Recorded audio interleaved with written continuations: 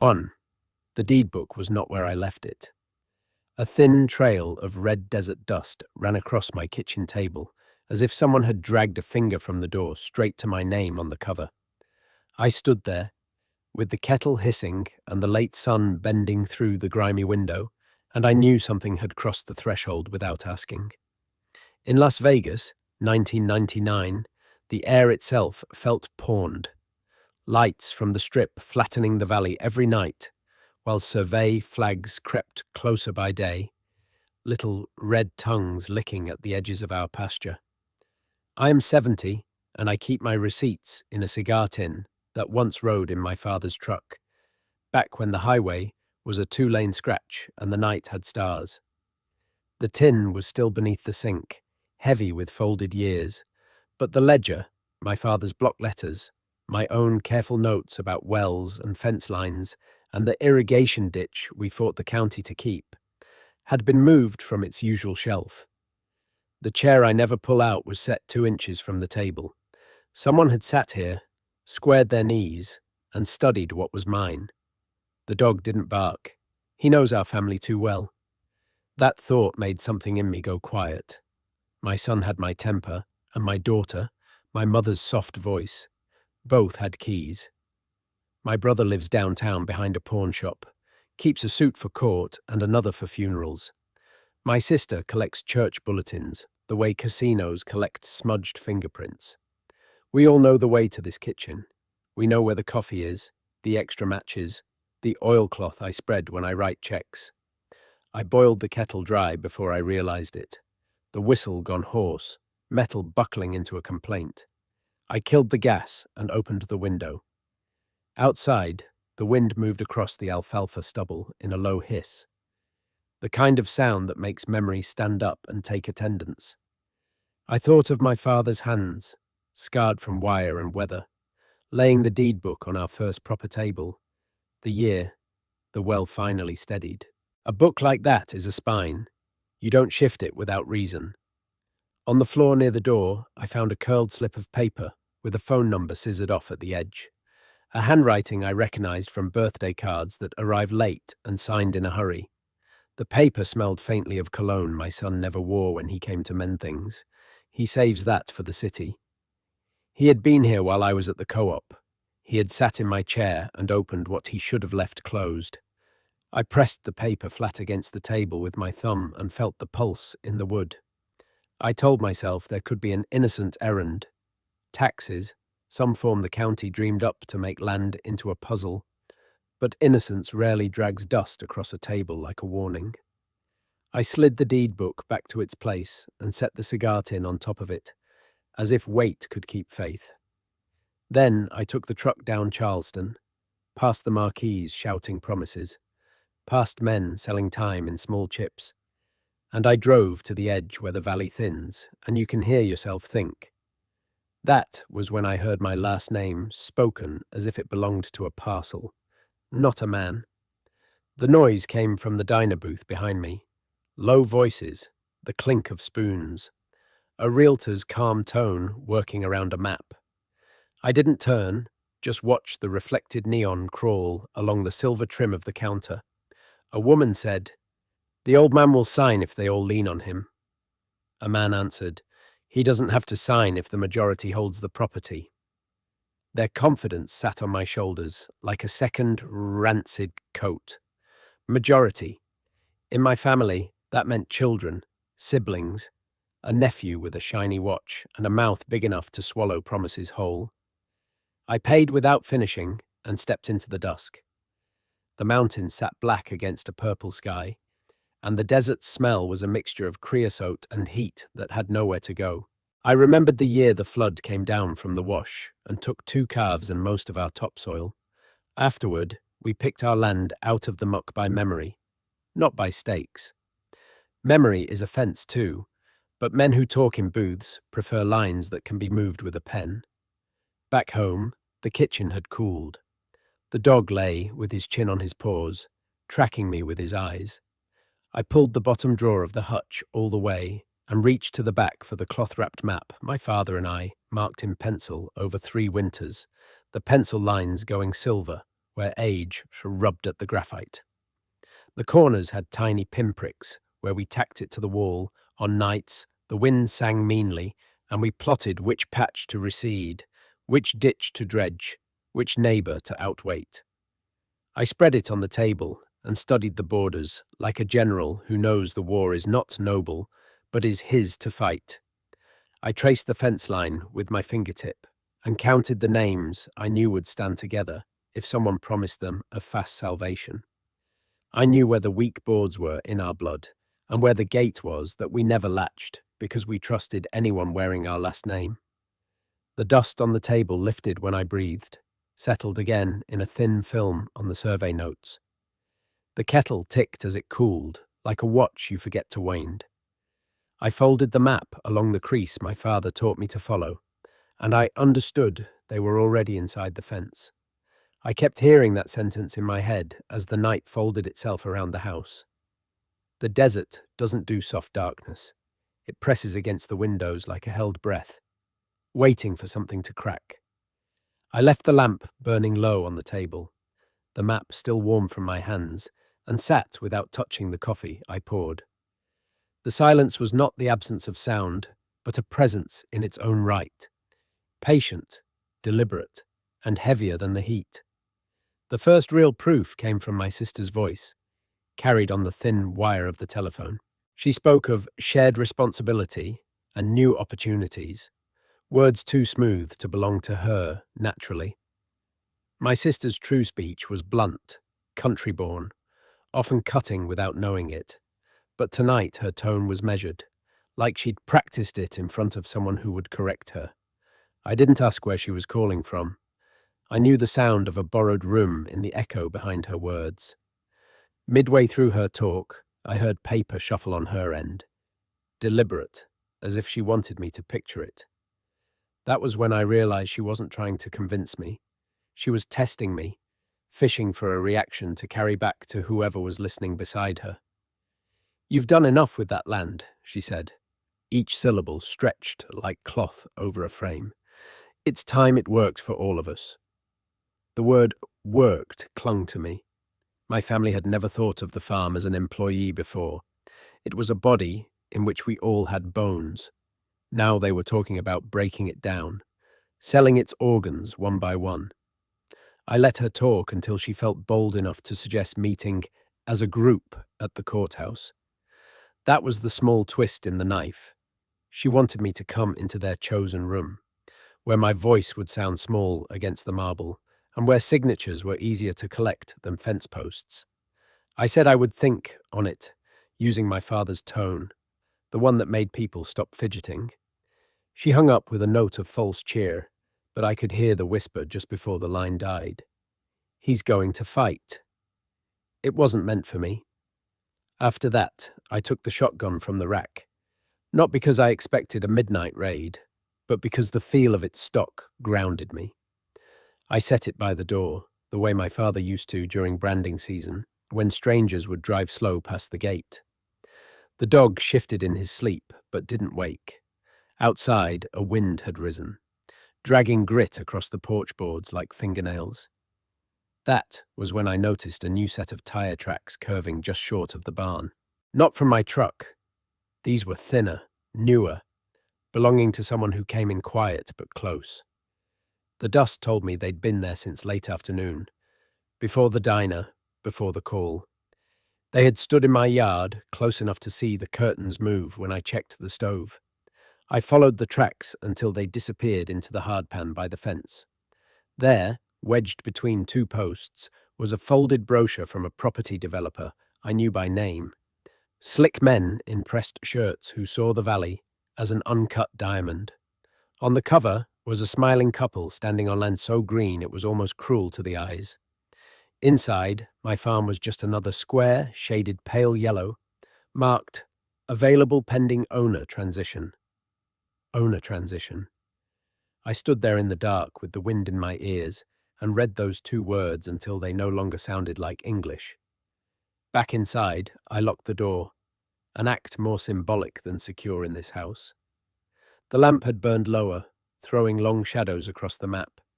I remembered my nephew at last, Thanksgiving, showing off that new watch of his, talking about investments, and not letting sentiment stand in the way of profit. At the time, I laughed it off, thinking he was too young to understand the weight of dirt under nails. Now I wondered if that watch had been paid for with an advance against somethings that wasn't his to sell. I traced the fence line on the map again, but this time I imagined not wood and wire, but faces. My own blood, lined up on the other side, smiling like that brochure couple, waiting for me to step back. The dog raised his head, ears twitching toward the road. Somewhere in the distance, an engine turned over, then faded. The night felt thinner after that, as if it could tear with one hard pull. I sat in the kitchen until the first grey light began to gather in the east, the map still under my hands, the phone silent, the air tasting of dust and steel. And in that light, I understood that my family was not just at the fence. They were already in the house. 3. The doorknob turned before the kettle could finish its first simmer, and footsteps crossed the threshold like they owned the floorboards. My son came in with a paper sack of sweet rolls and a grin that stayed on the surface of his face, the way rain beads on wax. He said my name as if he were checking a gate latch, testing, not greeting. Behind him, my daughter slipped through with a thermos, and the calm of someone who had rehearsed being gentle. The dog's tail thumped once, then stopped, as if he remembered something I hadn't taught him, but he knew anyway. They set their offerings on the table, where the map lay folded under the lamp, and the room smelled briefly of cinnamon and gasoline. "We thought you might not have eaten," my daughter said, eyes on the map corners. Her voice could settle barn swallows, but she used it now like a white flag, fluttering just enough to distract from the men marching behind it. My son made a show of wiping dust off a chair and sitting with his knees wide, a stance that needed ownership the way a fire needs air. I poured coffee into chipped cups without asking whether they wanted it. The steam rose between us like a ghost. We talked about weather, about a neighbor's truck that had finally given up, about the way the strip's glow steals the stars more each year. Their words moved around the room, looking for a place to land, and finding only the deed book under the cigar tin.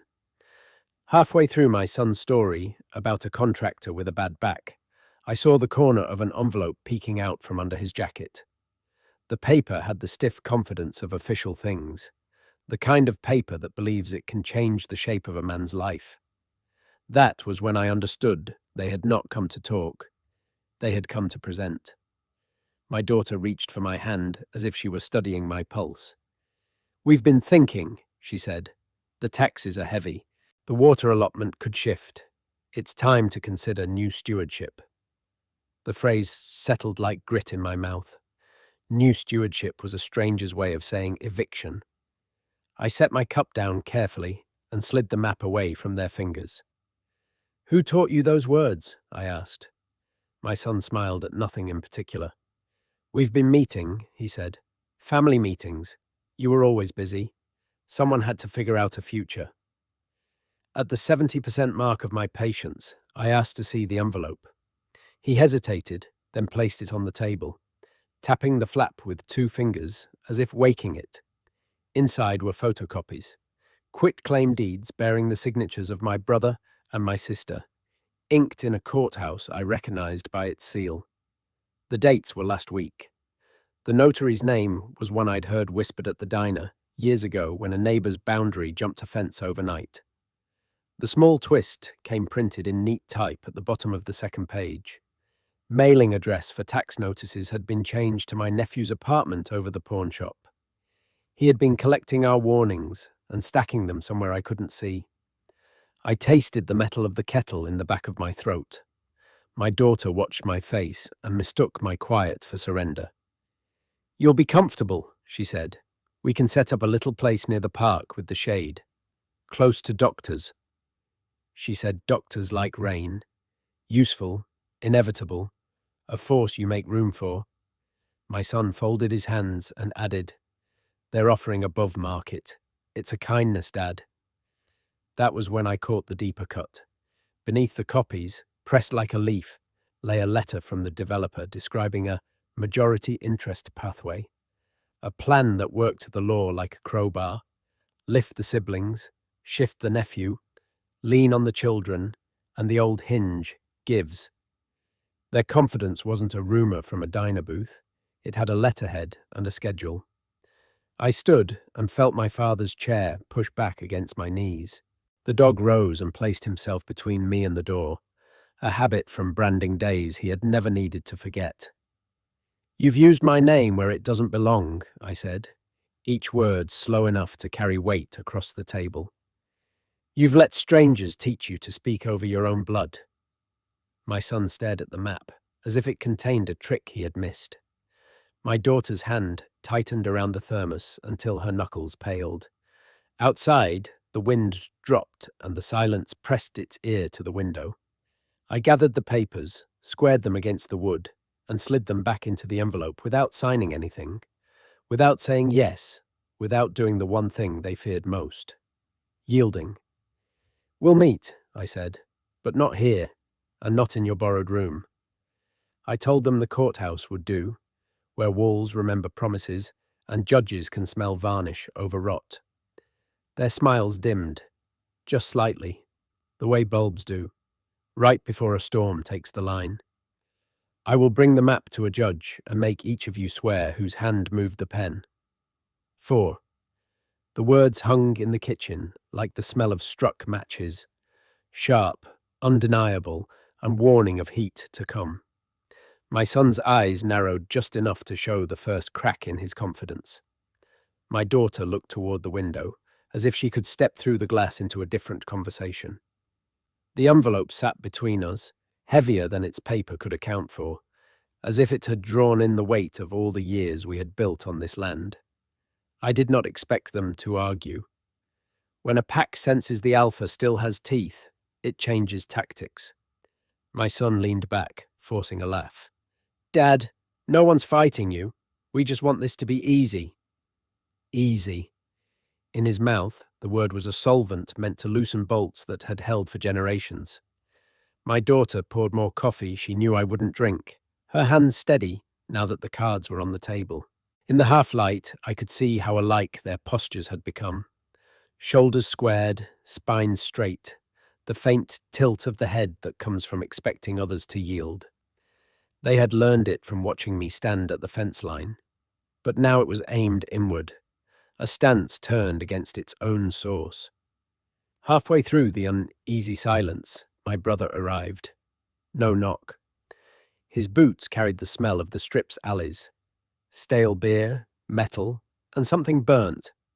He walked in, like the room had been waiting for him, eyes scanning the table. "We all here?" he asked, but he was looking at the envelope. That was when I realized this meeting hadn't been spontaneous. They had chosen the morning, the company, and even my mood by timing their arrival just after the first coffee. I asked him how long they had been planning this. He shrugged, but my daughter answered instead, her voice almost tender. "Months. We didn't want to upset you before we knew it could be done." There it was, the first major fracture in my understanding. I had thought this was recent, a fever that could break, but they had been digging under the foundation for months, maybe longer, smiling at my table while their shovels moved in the dark. My brother laid a folded document next to the envelope. This one bore a developer's stamp in bright ink, the kind you can see even in failing light. "They've got investors," he said. "Cash on hand. It's smart." He said it like a gambler pushing chips to the center of the table, convinced of his own luck. I didn't touch the paper. Instead, I asked where my sister was. The answer came with another twist of the knife. She was at the county recorder's office, filing a change of mailing address for water rights notices. By the time she came back, the river in my veins felt cold. Every channel, every point of contact with the land, they were shifting into their hands. Not tomorrow, today. The dog growled low, his eyes on the door before I even heard the car outside. Tires on gravel, deliberate and slow. A knock came this time, and the man who stepped in wore the thin smile of someone who believes they've already won. He introduced himself as a representative for the development company, but didn't offer a card. His gaze slid over me to my family, measuring the room like a surveyor measures ground. He spoke to them first. "We can finalize as soon as all parties sign. No need for delays." The word parties caught in my ear. Cold, contractual, without blood. I let him speak until he turned to me with a polite nod, as if granting me the courtesy of refusal before bulldozing it. "I'll sign nothing without a judge present," I said, my voice as even as I could keep it.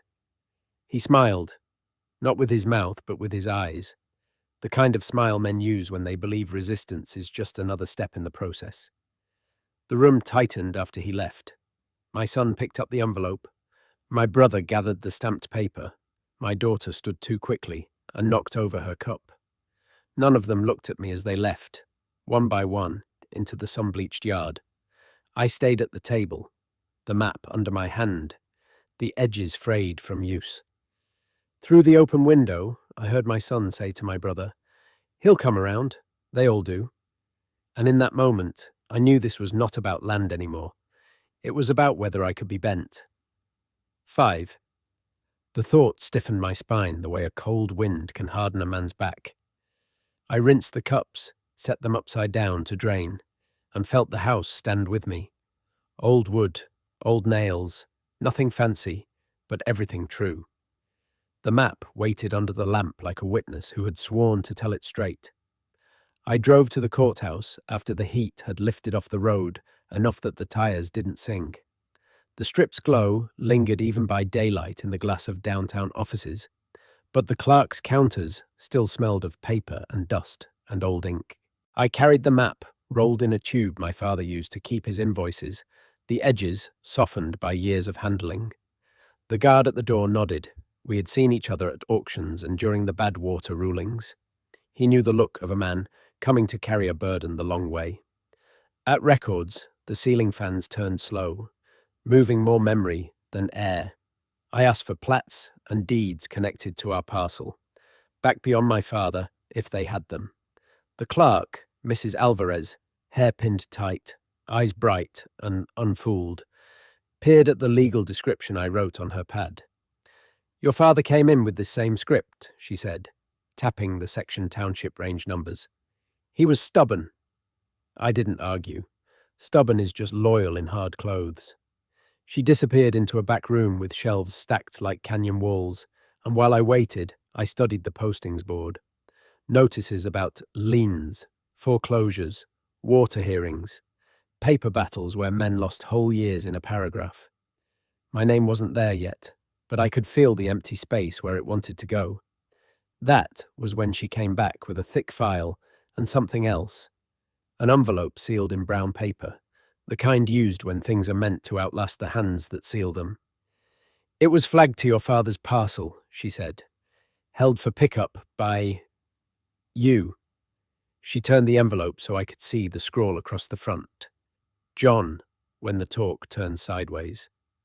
My father's hand, each letter squared as if laid with a carpenter's level. I opened it at the counter, the paper releasing a breath of old tobacco and winter. Inside was a recorded instrument, dated 1979. A life estate reserved to me, granted by my father, and witnessed by 2 neighbors long dead. The language was plain enough a ranch dog could follow. While I lived, no sale, transfer, or partition could proceed without my written consent, and if consent were forged or forced, the interest of any coercing party reverted to the estate, like water returning to its channel. Halfway through the paragraph, a second page slid loose. An affidavit signed by my wife the year after we buried my mother. Her neat hand affirmed she had filed a homestead declaration, naming me as the head of household even after the children grew, tying the dwelling to protective law, like a knot you can't pick with fingers or teeth. That was when I felt the midline shift inside me. Not triumph, but a sober anchoring, like a post set deep into wet concrete. A smaller revelation crept in after the larger one had settled. My father hadn't trusted the law to remember us unaided. He had written a letter in the same envelope, 3 sentences in pencil. If they come smiling, count your tools. If they come with papers, count the verbs. If they come with both, go to the judge before the judge comes to you. I heard his breath between those lines. I smelled creosote and rain that never quite makes the ground wet. Mrs. Alvarez watched my face change shape. "You'll want certified copies," she said, and a clerk's note placed on the parcel index. She spoke like a neighbour at a barn raising. No drama, plenty of nails. I nodded. She fed documents into a machine that made perfect twins of the past and stamped each page with a seal that bit the paper like teeth. On my way out, I passed my sister in the hallway. She was carrying a folder too, walking fast in shoes that tried to make her taller. Her eyes flicked from my envelope to my face and back again. "Is it done?" she asked, too quickly, as if the timing mattered more than the truth. "It's begun," I said, and her mouth tightened around the edges, like fabric pulled too hard over a cushion. Outside, the sun had dropped enough to paint the buildings a tired gold. I stood on the steps and felt a steadiness I hadn't known since the flood year. The developer's plan had been clever, and my family's ambition had been thorough. But both had left out the most ordinary fact of our life. My father had planned for the moment when love would be spoken with other people's words. I drove home the long way, past the wash where we lost the calves, past the cottonwoods that always leaf late, past a hand-lettered sign offering firewood and truth for cheap. The dog met me at the door with a low chuff, not a bark. I set the certified copies on the table, unrolled the map, and placed the life estate where the ditch lines cross like veins. The house listened while I rehearsed the oath I would swear, each word measured, each verb counted, each promise set like fence posts in hard ground. And when the phone rang and my son's voice asked whether I was ready to be reasonable, I answered him with the one sentence I knew would change the shape of the next day. 6. The words left my mouth in an even tone, but I felt them strike the line between us like a branding iron hitting wet hide. There was a pause on the other end, long enough for me to hear the faint shuffle of someone else in the room with him. My son didn't repeat my answer. He didn't challenge it. He simply said, "We'll see you tomorrow," and hung up as if the conversation had been a formality before a bigger move. The air in the kitchen was cooler now, the evening breeze slipping through the cracks in the old frame. I poured myself fresh coffee, though the taste was just something to keep my mind from tasting the metal of the day. The certified copies lay on the table in their neat folder, the judge's seal winking under the lamp. My father's letter was still folded inside the life estate document, a quiet weight in the middle. I kept touching it without meaning to. Sleep didn't come. I sat in the dark until the faintest light edged the mountains, then drove out before the sun had climbed enough to blind me. The courthouse would open at 9, but I had another stop first. The office of Judge Colson, who'd known me since we were boys catching rattlers in jars we should have left empty. I didn't go for friendship.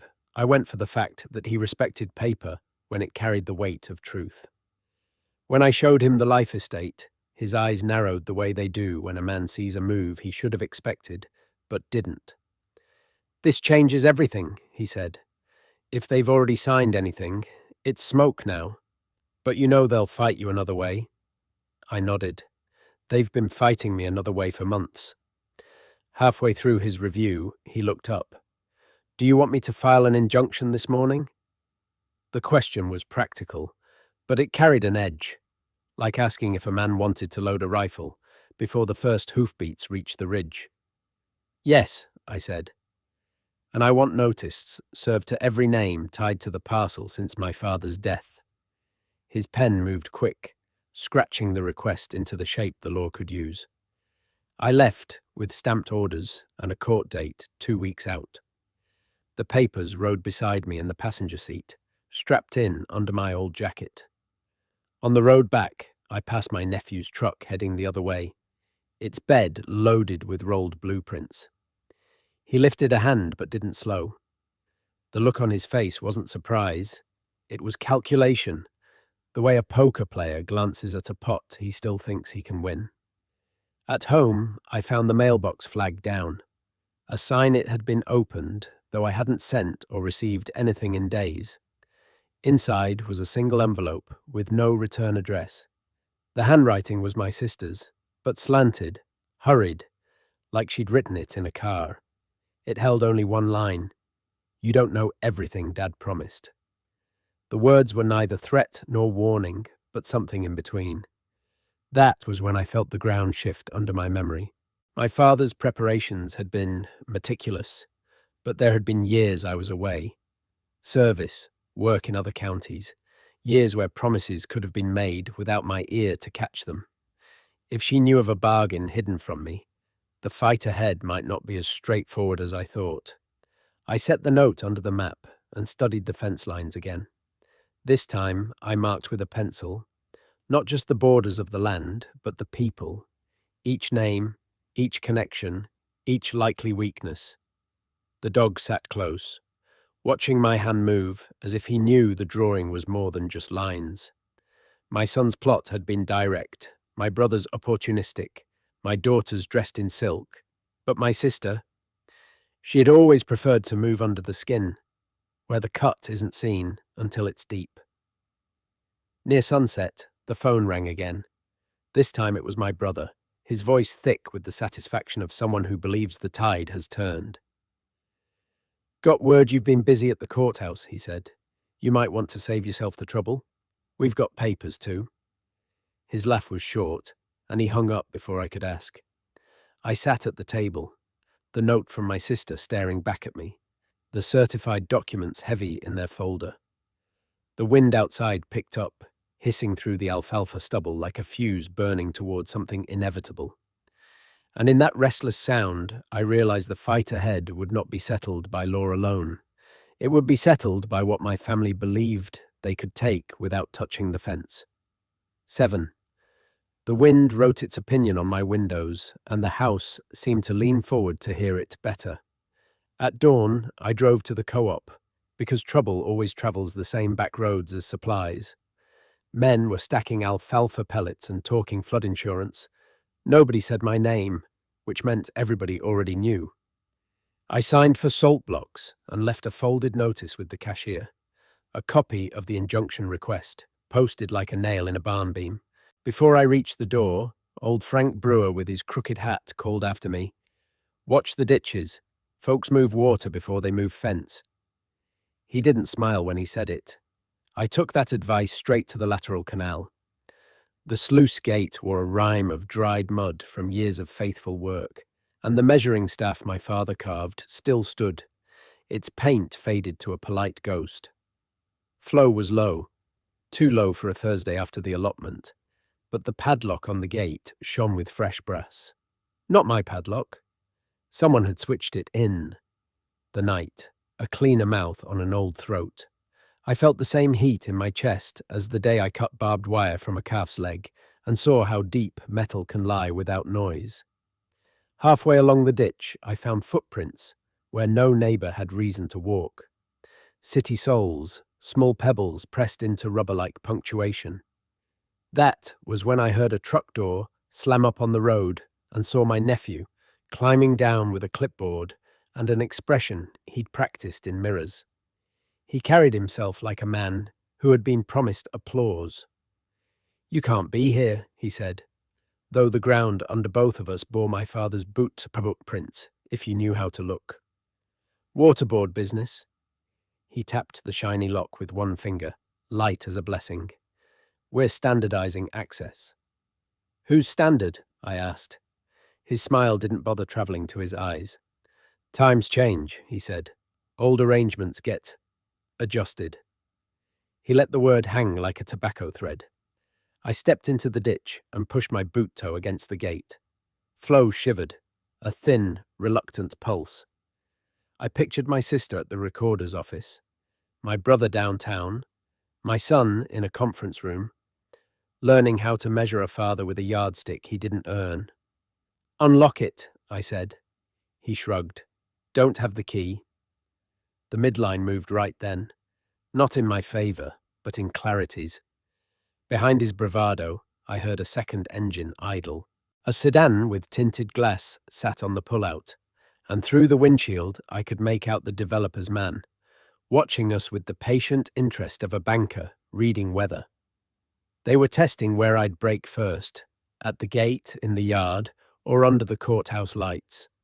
I turned my back on the lock and walked the ditch all the way to the cottonwoods, noting every bend, every seep, every place a spade could change a season. By the last turn, the ground gave me my first small twist of the day, a buried length of blue flagging lines snagged around a root, its end frayed as if cut in haste. They had marked more than the gate. They were measuring our water like a prize hog. I went home by the north lane and found my sister on the porch steps, hands wrapped around a mason jar, as if heat could be borrowed. She didn't wait for an invitation. "You don't know everything Dad promised," she said, repeating the line from her note, but softer, meant for fewer ears. "He told me the west pasture would be mine if I kept the taxmen off him the year Mom got sick." She met my eyes and did not look away. "I did. I borrowed from people who don't send invoices." That debt lay down between us like a new boundary.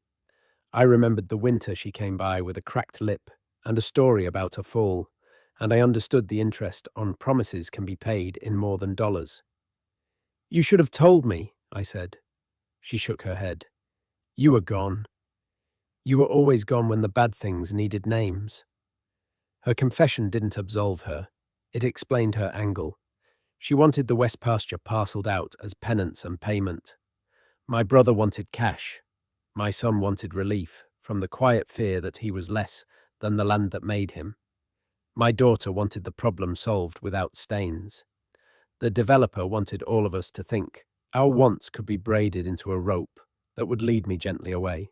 Before she left, my sister touched the doorframe with her fingers, the way we used to on our first day of school. "This is just business," she said. "Don't make it ugly." I watched her drive off in a car that coughed on upshifts and thought about ugliness as a tool. Sometimes you use it to dig people out of their own holes. By late afternoon, I had the bolt cutters in my truck, and the injunction request doubled under the sun visor. I drove back to the sluice, cut the bright lock, and hung my rusted one in its place, the shank clicking shut with the sound of a decision. I left the developer's man a copy of the filing tucked under his wiper and wrote beneath it in pencil, "Count the verbs." The ditch filled itself like a chest, taking a first honest breath. The cottonwoods shimmered. The dog barked once toward the road, then settled. I stood on the bank until the light thinned to the color of old brass, and I understood that tomorrow would be more than a hearing. It would be a reckoning staged in a room where paper pretends to be stronger than blood. And as the water steadied, I knew they would come to the courthouse smiling, sure they could take what they wanted without touching the fence. 8. The morning of the hearing, the courthouse square smelled of watered sidewalks and hot newsprint. People gathered in small knots, passing coffee in paper cups, their eyes following whoever climbed the marble steps. I'd been here before for neighbour disputes and land use hearings, but never with the kind of audience that turns its head when you speak. I carried the map in its tube, the certified life estate folded into my coat pocket. The folder from Judge Colson was under my arm, a weight that seemed to adjust my gait. I wasn't in a hurry. I wanted them to see me arrive. My son stood near the doors in a pressed shirt that made him look like he'd borrowed someone else's shoulders. My daughter was beside him, smoothing her skirt. My brother leaned against the rail, trading remarks with a man whose shoes didn't match the dirt here. My sister hung back, her face unreadable, but her eyes darted between us like she was measuring every word before it was spoken. Inside, the hearing room had the kind of quiet that feels engineered. The bailiff called the case, and we all took our seats at the long tables. My family on one side, me on the other, the developer's counsel in a dark suit that reflected the lights overhead. The judge, a man I'd seen weigh both cattle disputes and inheritance squabbles, adjusted his glasses and began. He asked for opening statements. The developer's man spoke first, his voice even, his words dressed in courtesy. We represent a majority interest in the property known as Parcel 14B. He laid out their chain of signatures like a trail of breadcrumbs, ending at a door they expected me to walk through. He spoke of community revitalization and modern land use, as if paving over a century was a kind of kindness. When it was my turn, I unrolled the map, letting it lie across the table, so the pencil lines caught the light. I placed the life estate on top and slid it forward. This land isn't just a parcel, I said. It's a trust, bound by law and by the hand that signed it in 1979. No sale, no transfer, no partition without my written consent. And I do not consent. My voice was steady, but I let the words fall slow, the way a man sets fence posts, one at a time, sunk deep. Halfway through, the first crack in their position showed. My brother shifted in his chair, whispering to the counsel. My sister looked down at her hands. My son's jaw tightened. My daughter's eyes moved toward the judge, as if willing him to skip ahead. The judge examined the document, his finger tracing the notary's seal. Authentic, he said, and binding under current Nevada statute. The developer's man tried to argue changed conditions and equitable considerations. But each time he spoke, I countered with a verb my father had told me to count. Reserve, prohibit, nullify. The small twist came when my sister's name was called. She rose and admitted her claim to the West Pasture, citing my father's promise during a year I had been away. The room shifted, the air pulling tight. The judge asked if there was any written evidence. She shook her head. It was a spoken agreement, she said, but it was understood. Her voice had a tremor she didn't bother hiding. I met her eyes and saw not malice, but something harder. Necessity. She wasn't protecting the developer. She was protecting herself from a debt I still didn't fully see. The judge noted her statement, but returned to the law. Verbal agreements do not supersede recorded instruments. The gavel came down softly, but it landed like a hammer in my chest. When the hearing adjourned, the hallway became a narrow field between two camps. My son brushed past without a word. My daughter paused, her lips parting as if to speak, then thought better of it. My brother stayed close to the developer's man, his voice low. My sister stopped in front of me. This isn't over, she said. It was not a threat. It was a weather report. Outside, the sun struck the courthouse steps so bright it made my eyes water. People dispersed, carrying their versions of the outcome. The injunction stood. The land was still mine. But as I walked to the truck, I felt no victory, only the stillness before another kind of storm. The dog was waiting at home, tail thumping once. I set the map on the table, the certified papers beside it, and poured coffee I didn't drink. The wind outside had dropped, but in the quiet I could hear the faintest trickle of water through the ditch, steady and patient. And I knew my family would not come at me through the front gate next time. They would come through the places where fences meet shadows. 9. I slept in my boots, with the lamp low and the map unfolded like a prayer. And by morning, the house felt watched from the corners rather than the windows. The dog kept lifting his head at nothing. Then nothing turned into a car turning into my yard, with its engine already idling for a quick exit. 2 men stepped out in county jackets that didn't fit, hats too new for the dust. They spoke my name with politeness that had been taught, not earned, and handed me a stack of papers that clicked when I held them, as if staples had become part of the message. I read the caption on the first page and felt a cold hand take my shoulder. Petition for temporary guardianship on grounds of diminished capacity. The words were ordinary as gravel and just as capable of breaking a tooth. I stood on the porch while they explained deadlines and hearing dates, their voices careful, their eyes sliding past me to the room where the map lay open. The petition bore my son's signature, my daughter's, and my brother's. My sister had not signed. Instead, there was a declaration from her saying, I had mood instability and unsafe access to firearms. The shotgun by the door flashed in my peripheral vision like a witness with a bad memory. The men left the engine running while I turned pages, and the dust their tires raised settled over my boots like a thin absolution. Inside, I spread the petition over the map. The words had weight where they used to have only sound. Confusion, neglect, impairment. There were notes from a clinic visit last winter when I'd had the flu so bad, I'd mixed up the day of the week. I had laughed about it then. Here it stood in heavy type. My daughter's affidavit claimed I had forgotten to lock the gate and left the stove on. Examples set like fence posts in a line pointing toward a decision made somewhere else. That was when the room's dimensions changed under my feet. The midline tilted, and I recognized the new field of battle. I drove to the clinic with the papers on the seat, the dog watching me from the porch as if I'd left him the task of remembering where everything belonged. The nurse at the desk had known me since she was a teenager buying soda from my mother's store. She looked at the petition and then at me, the worry in her eyes old-fashioned and honest. The doctor's handwriting on the note attached to the file didn't look like his. The strokes were slower, the confidence missing. He came out wiping his glasses and didn't sit. They asked for an evaluation, he said, voice low. I refused without you present. He paused.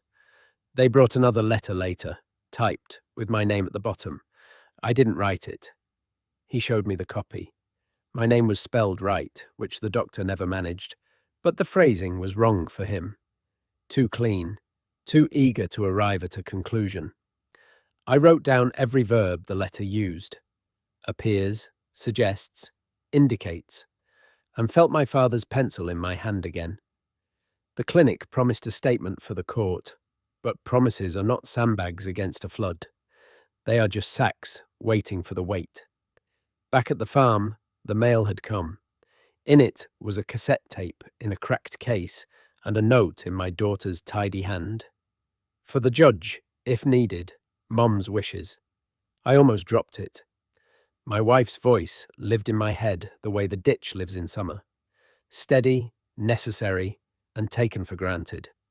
I found the old player in the hutch and fed the tape in. After a click that sounded like a seatbelt, her voice filled the kitchen. A fragment from a long-ago message about medicine refills, another about church flowers, and then a sentence with new edges. If he can't keep up, you do what's kind. The splice was careful, but not perfect. I heard the breath cut oddly before kind. A stitch showing in the cloth.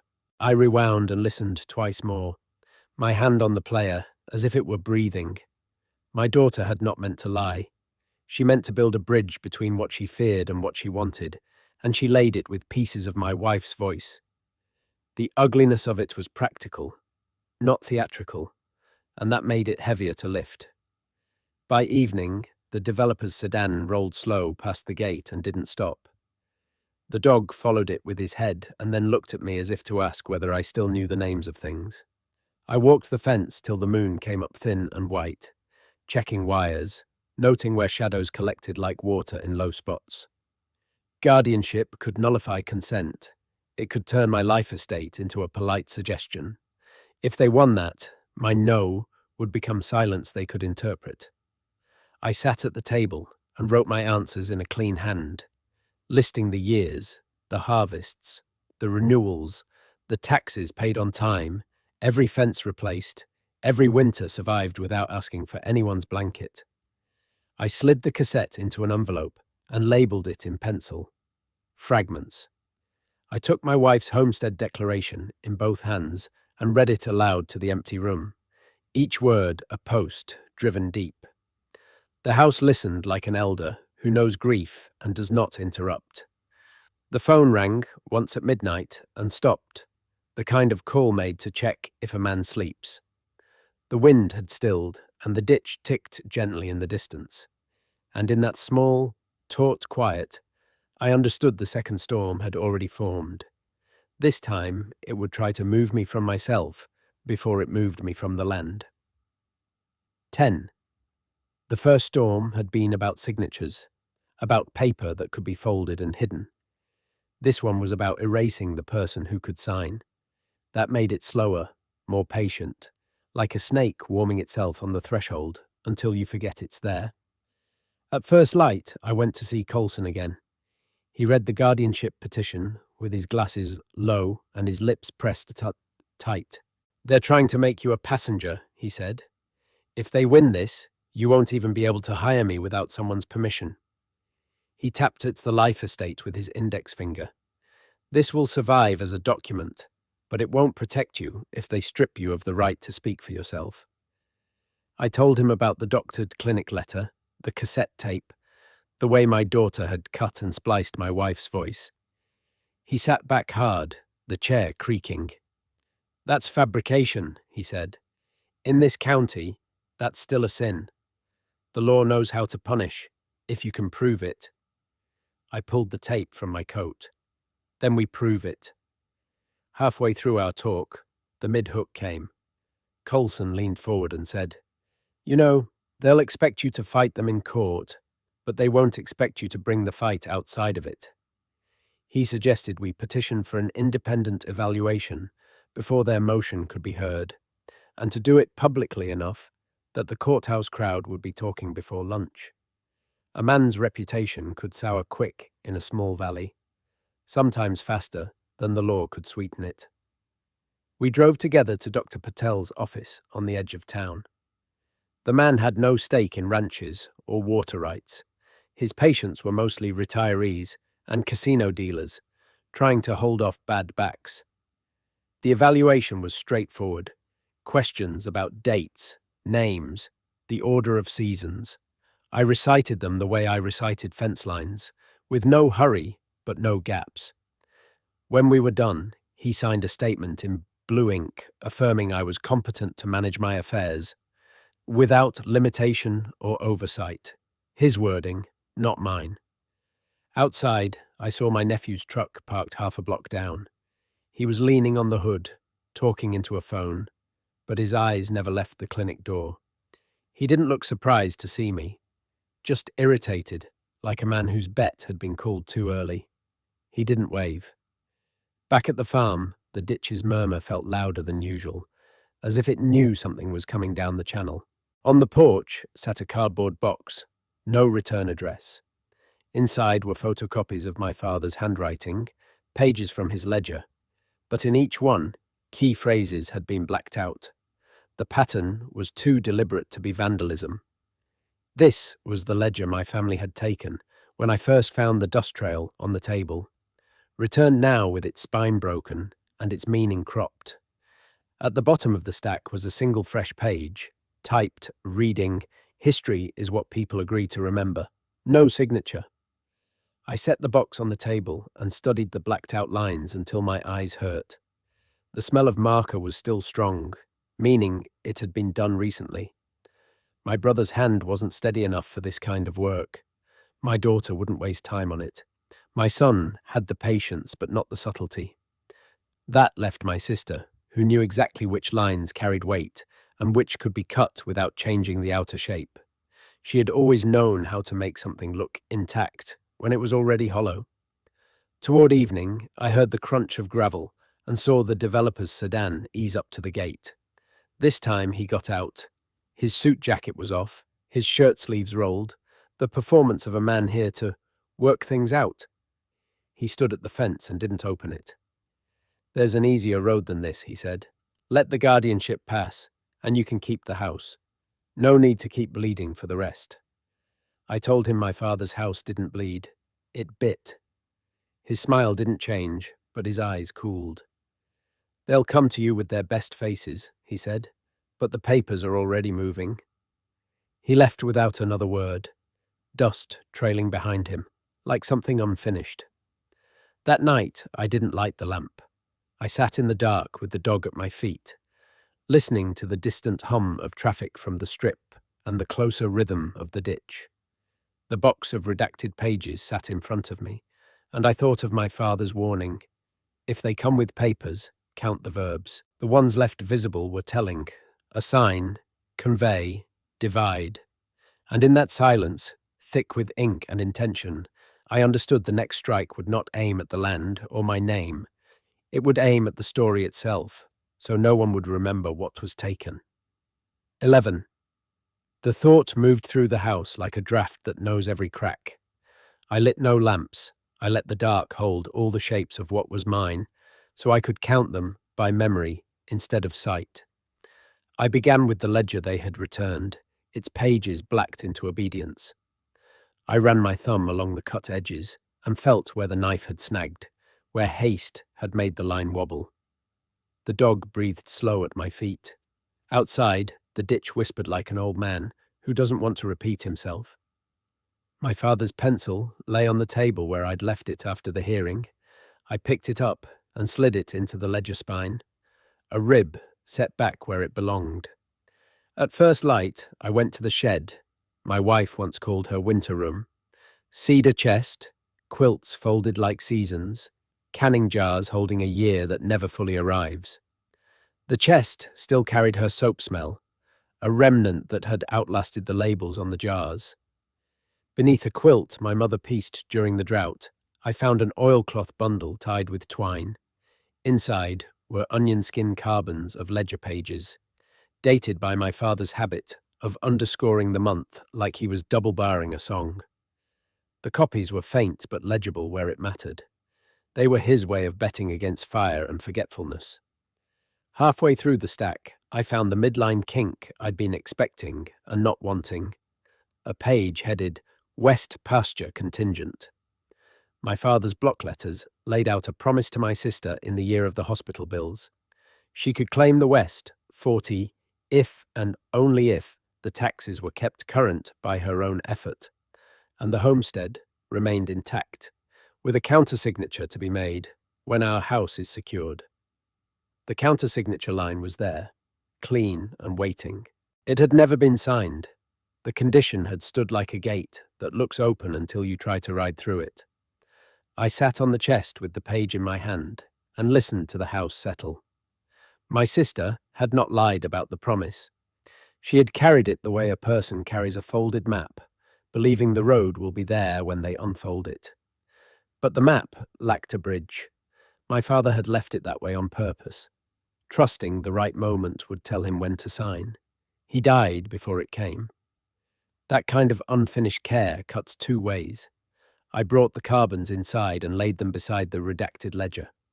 The contrast was indecent. One a ruin of black bars, the other a pale echo still breathing. I took a sheet of tracing paper and began to rebuild the lost sentences, fitting the ghost words into the living wounds. It was slow work. The dog's ears flicked whenever I cursed softly at a smudge that refused to resolve. By noon, I had 3 paragraphs back in their original bones, enough to show sequence and intent. The verbs stood where they had stood before anyone pushed them. Reserve, prohibit, require. That was when I heard wheels on gravel and a door close carefully. The way a person closes a door when they want you to hear it, but not be startled by it. My daughter stood on the porch step with a pie tin and a face set like a whitewashed fence, meant to look pure, meant to weather. She didn't ask to come in. She looked past me to the table and saw the carbons. "You found them," she said. It wasn't a question. I waited. She held the pie out like an offering to a weather god. "I shouldn't have spliced the tape. It was wrong." Her voice almost broke on the last word, but she stayed steady. "He told me it was the only way." She didn't say my brother's name, but it sat there between us like a hat on a pew. "Why?" I asked. She stared at her shoes. "Because you listen to paper and not to people when you're hurt." The sentence was so exact it could have been carved. In it I heard the child who had once tugged my sleeve while I counted cattle, the woman who had learned tenderness as a tactic when truth failed to move men. She looked up. "I want the land safe, and I want this done. Those two once don't sleep well in the same bed. I stepped aside and we went to the table. I showed her the contingent page. She read the if and only if, the blank countersignature, the way a condition can be a kindness until it becomes a chain. Tears didn't come. She had spent them elsewhere. So he meant to protect her, she said. And you. And this. She touched the map with the back of her fingers, as if the paper might bite. Help me restore what they cut, I said. Not for court first. For us. She nodded. We set the tracing paper, and she held a lamp just so while I penciled missing words into the light. Her hands didn't shake. In the quiet, I heard the house breathe a little easier, like a chest unbound. Near dusk, a shadow slid across the window. My nephew's voice came from the porch. Aunt sent me to check. He stepped in without waiting and stopped when he saw the carbons. His grin failed. For a moment, the mask of the man he wanted to be slipped, and I saw the boy who used to pocket nails and lose them in the dirt. He recovered fast. Doesn't change the guardianship, he said. Tomorrow's still tomorrow. Tomorrow's a different road now, I answered. He swallowed, eyes landing on the contingent page, as if it might obligingly sign itself while we watched. He left without another word. My daughter set the lamp lower and said, They'll say you forged this. Then we show the onion skin edges, I said. We show the smell of winter. The ditch murmured in agreement. We worked until the dark grew thick and honest. I folded the carbons into a clean envelope and placed my father's pencil across it, like a latch. The dog circled once and lay down with his head on my boot, claiming me the old way. And as I blew out the lamp, I knew the only way to keep the story from being taken was to make it heavier than any of them could carry without me. 12. That weight couldn't just be paper. Paper burns, paper can be stolen, paper can be rewritten until it tells a stranger's truth. It had to be something they couldn't move without stepping into their own shadows, somethings that made the story costly to touch.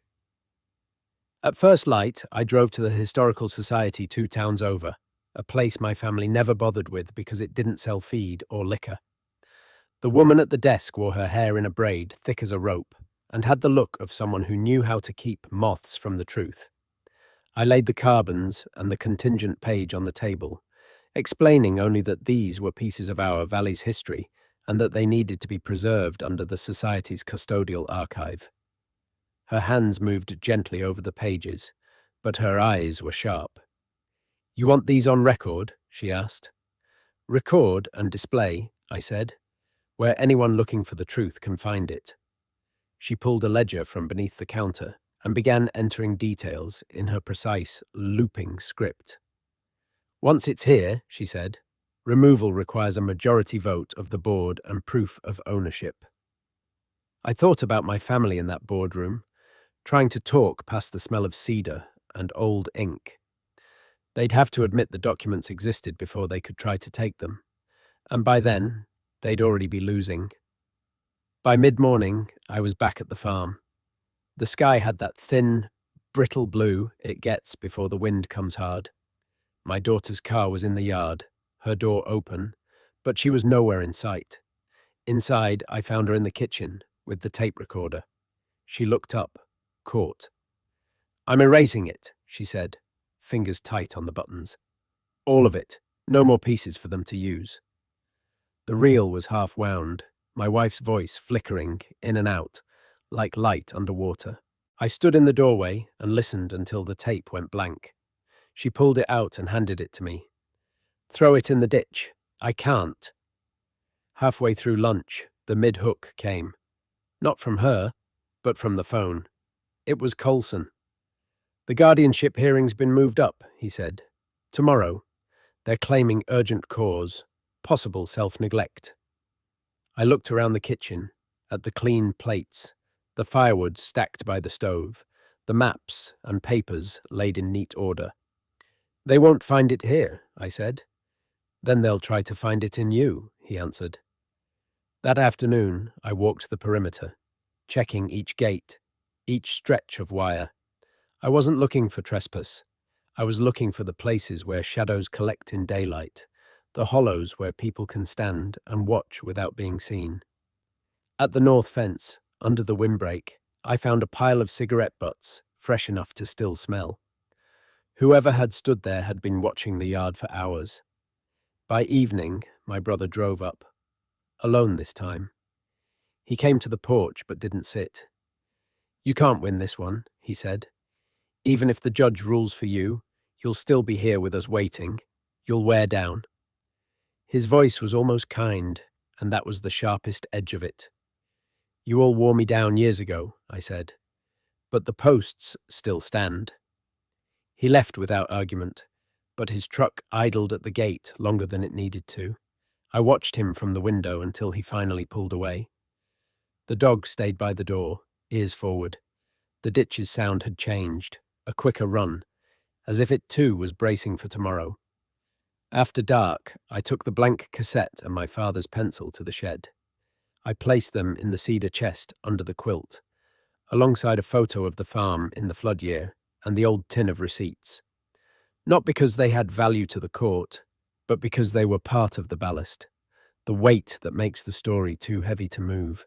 Before bed, I sat at the table and wrote a single sentence on a fresh sheet of paper. If they take the land, they will have to take the telling, and that will cost them more than it's worth. I slid it under the map, the way a man hides a key in plain sight. And as the house settled around me, I understood tomorrow would not be about proof. It would be about showing them that the story was already out of their reach. 13. Morning came without colour, the sky the same dull shade as the courthouse walls. I dressed slow, not because I was reluctant, but because I wanted every button and bootlace to feel deliberate. The dog watched from the doorway, head tilted, as if he sensed the day's weight pressing in before the sun had a chance to do its work. I drove into town with the map and the carbons in one folder, the life estate in another, and my father's pencil tucked into my coat pocket. The streets were already lined with trucks and sedans, more than a guardianship hearing usually draws. The developer's sedan was there too, parked close to the entrance like a man claiming his place in a photograph before it's taken. My sister stood outside smoking, her coat collar up, her eyes fixed on the door. She didn't look at me when I passed. Inside, the hearing room felt tighter than before, the air warmed by too many bodies breathing plans into each other's ears. My son sat with my daughter, their chairs angled just enough to suggest an unity. My brother leaned forward, elbows on knees, as if ready to pounce on the first opening. Across from them, the developer's man sat back, hands folded, watching as though this were simply the next act in a play he'd already seen. The judge opened with the petitioners. My son spoke first, his voice measured, citing concern for my safety and recent incidents. That showed I could no longer manage the property or myself. He read from a list: gates left open, confusion over bills, an altercation with my nephew by the sluice. My daughter followed, softer in tone, but sharper in detail, describing volatile moods and resistance to reasonable support. My brother added the final layer, a suggestion that my continued control of the land was a risk to the community's progress. The mid-hook came when my sister stood. I expected her to echo them. Instead, she hesitated, then said, "I believe he can care for himself." A ripple went through the room, but she kept going. "He's stubborn, and he's hard to live with, but that's not the same as being unfit." She didn't smile at me, didn't seek my approval. She was drawing her own line, and that made it stronger. When it was my turn, I didn't begin with the life estate or the carbons. I began with the sentence I'd written the night before. I read it out loud, slow, letting each word settle. If they take the land, they will have to take the telling, and that will cost them more than it's worth. Then I laid out the carbons, the contingent page, the preserved records at the Historical Society, the sworn statement from Dr. Patel. I spoke of my father's instructions: count the verbs, guard the story, as if they were as binding as the law itself. The judge leaned forward, when I explained the redacted ledger and how it had been returned. Altered. He studied the carbons, tracing the faint letters with his finger. "These match the hand on the original deeds," he said. The developer's man shifted in his chair, his confidence thinning. My brother stared at the table. My son's jaw worked silently. My daughter kept her eyes on her folded hands. The twist came when the judge addressed my sister. "Do you still wish to claim the West Pasture?" She glanced at me, then shook her head. "Not if it means losing the rest." The developer's man sat back hard, his plan unraveling in front of the room. Without her claim, the majority interest shrank to a shadow of itself. The ruling was swift. Petition denied. Guardianship dismissed. The judge's gavel struck once, the sound sharp enough to cut the tension in half. But it didn't feel like victory. It felt like a reprieve, like being given the next mile in a long road. Outside, the air tasted of dust and something faintly electric. My sister lit another cigarette and said, "They won't stop."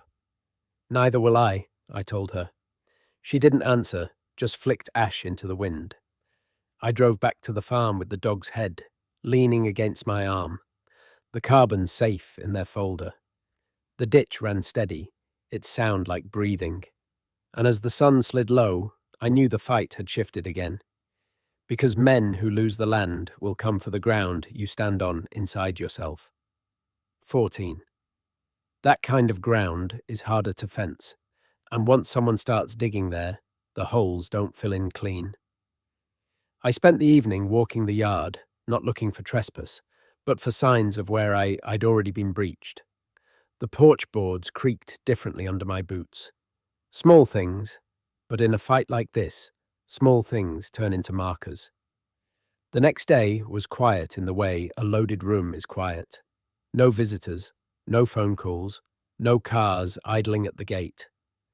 By late afternoon, I almost let myself believe the guardianship loss had stalled them. But when the mail truck pulled up, the carrier avoided my eyes. He handed me an envelope thick enough to make a sound when it hit the table. Inside was a notice from the Bureau of Land Management, claiming that part of my grazing allotment was under review for reassignment due to sustained non-use. I knew that was a lie. I'd moved cattle through that section just last month. But the file attached contained photographs. Empty range, no tracks, no feed. I studied them and recognized the trick. They'd taken the shots in late winter, after the snow crusted over, and before the thaw let me drive stock in.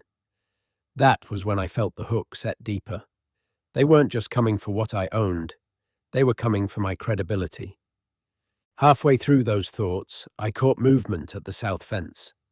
A figure in a brown jacket stepped back into the mesquite, too quick for me to see his face. When I got there, I found a trail camera strapped to a post, pointed toward my open pasture. The card inside showed weeks of images. Gates unlatched, the ditch low, tools left in the grass. The timestamps told the truth. Someone had staged each shot in my absence. That evening, the mid-hook came in the form of a knock at the door. My nephew stood there, holding a thermos as if it were peace in a cup. "You've got enemies now," he said, "and they're not just family." His grin said he liked the idea. "You could make this easy, you know. Take the payout. Live out the years without all this." His eyes scanned the table, where the carbons still lay.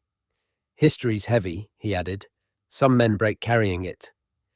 I didn't answer him. He left the thermos on the porch. I poured it out into the ditch without opening it. The next morning, I drove into town to see the Historical Society woman. I asked if anyone had inquired about the documents I'd left. She checked her ledger and looked up. "2 men came yesterday, said they were family, wanted to correct the record. I told them this wasn't a family scrap. It was county heritage now." She didn't need to tell me their names. I knew.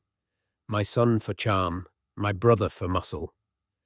On the way back, I stopped by the cottonwoods and stood at the bend in the ditch where the water slowed enough to reflect the sky. That's when the major twist took shape in my mind, heavy and final. They weren't going to stop until they rewrote me out of the story. And the only way to make that impossible was to give the story away entirely. Scatter it wide enough that no one person could own it, including me. That night, I sat at the table and began copying the carbons by hand, one page at a time, into a stack of plain notebooks. I wrote slow, not because I needed to, but because I wanted the words to pass through me again, to set themselves deeper in my own ground. When each notebook filled, I wrapped it in butcher paper and addressed it to places that would keep it safe. A library in Reno, a ranching museum in Elko, a newspaper archive in Carson City.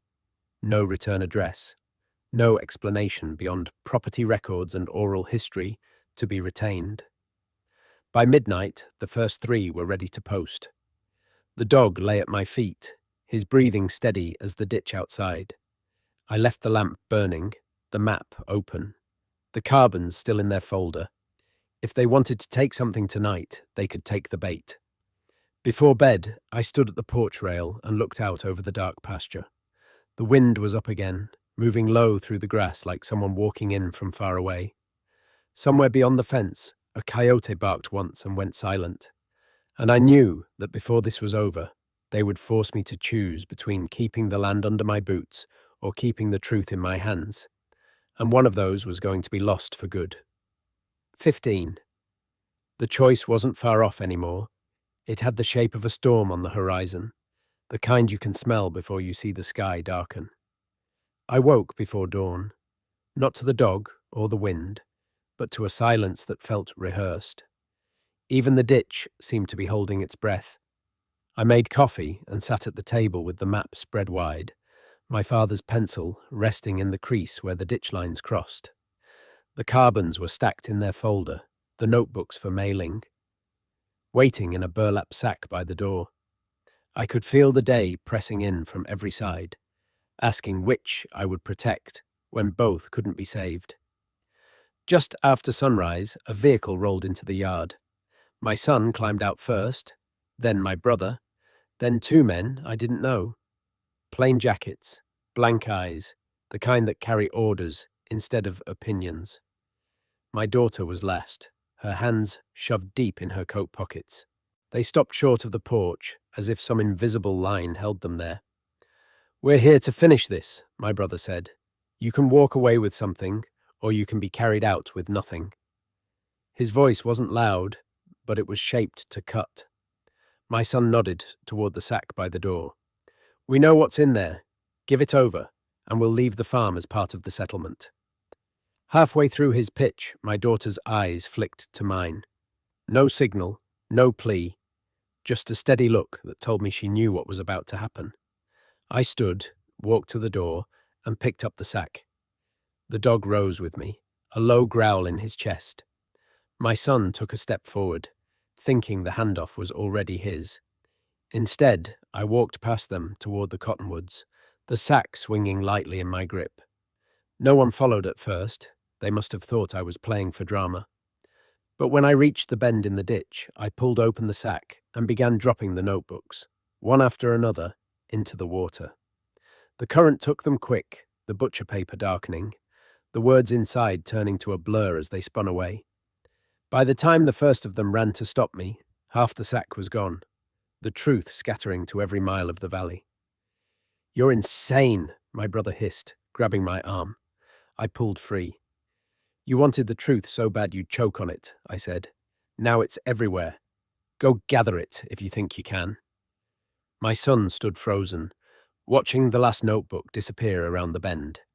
My daughter turned away, her shoulders shaking, not with grief, but with something that might have been relief. The strangers said nothing. They understood what my family didn't yet. Once the truth is wide enough, no one controls it. You can't fence it, can't file it, can't sell it in neat parcels. You either live under it, or you leave. By the time we walked back to the yard, the wind had picked up. The men left first, silent. My brother spat in the dust and drove off without looking back. My son lingered a moment longer, then followed. My daughter stayed on the porch, her coat collar high. "You gave it up," she said quietly. "No," I told her. "I gave it away." She didn't answer. She stepped down into the yard and started walking toward the road. I didn't watch her go. The dog and I went back inside, where the map still waited on the table, the pencil across its spine. The carbons were gone, the sack was empty, but the lines on the map hadn't moved. Evening settled early, the sky low and heavy. I sat by the window, listening to the ditch carry its new cargo out into the world. Somewhere, those notebooks would dry in someone else's hands. Someone I'd never meet might read them, and the weight of the story would be theirs to carry, whether they wanted it or not. The farm was quiet now. Not safe, never safe, but quiet in a way that told me the first chapter of this fight had ended. The land was still under my boots, the story no longer in my hands, and as the wind rattled the porch boards, I knew that losing one to save the other was the only bargain my father would have understood.